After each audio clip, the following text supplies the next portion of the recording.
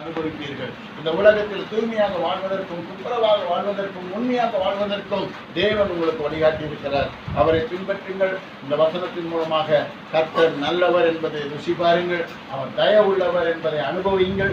அவர் மூலமாக உங்களுக்கு ஒரு பிறப்பு உண்டாகட்டும். அந்த பிறப்பில் நீங்கள் தேவ வசனத்தை நன்றாக குடித்து தினந்தோறும் அந்த தேவ வசனத்தில் நீங்கள் வளரும்படி உங்களை ஒப்புக்கொடுங்கள். கர்த்தர் உங்களை அவரை போலவே மாற்றுவார். இப்பொழுது நாம் அவரை போல இருக்கிறோம் என்று சொல்வதற்கில்லை. இப்பொழுது நாம் பிள்ளைகளாக இருக்கிறோம். இனி எவ்விதமாக இருப்போம் என்று நமக்கு தெரியாது. ஆனாலும் கர்த்தராகிய இயேசு கிறிஸ்து வெளிப்படும் போது அவர் இருக்கிற வண்ணமாக அவரை தரிசிப்போம் என்ற நம்பிக்கையின் மூலமாக உங்களை சுத்தப்படுத்திக் கொள்ளுங்கள். கெட்டதெல்லாம் விட்டு விடுங்கள். ஒரு தீர்மானம் பண்ணுங்க. ஆண்டவரே, இந்த துர்ப்பணம் எனக்கு வேண்டாம்.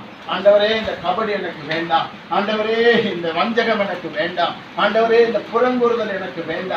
ஆண்டவரே, யாரையும் நான் ஏமாற்ற வேண்டாம். ஆண்டவரே, எல்லாருக்கும் நான் உண்மையாக இருக்க தேவன் ஒருவர் எனக்கு சொல்லிக் கொடுத்திருக்கிற காரியத்தில் நான் உண்மையாக அவரை பின்பற்ற எனக்கு உதவி செய்யும் என்று கர்த்தருக்கு உங்களை கொடுங்க.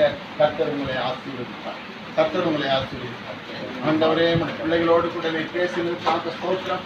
பிள்ளைகளை நீர் ஆசீர்வதித்ததற்காக ஸ்தோத்திரம்.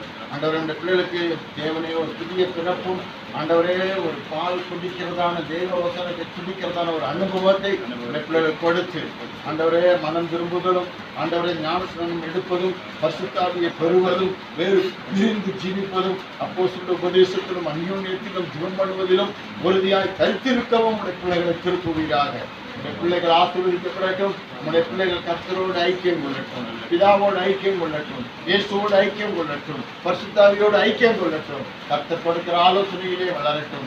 எல்லாரும் அந்தபடியே வளர்ந்து வாஞ்சையோடு வளர்ந்து கர்த்தர் வரும் பொழுது அவரை சந்திக்க எல்லா பிள்ளைகளையும் ஆயத்தப்படட்டும். எல்லா துதிக்கான மகிமை நிறைவேற்றிக் கொள்ளும். இயேசுவின் நாமத்தில் ஜெபம் கேளும் பிதாவே.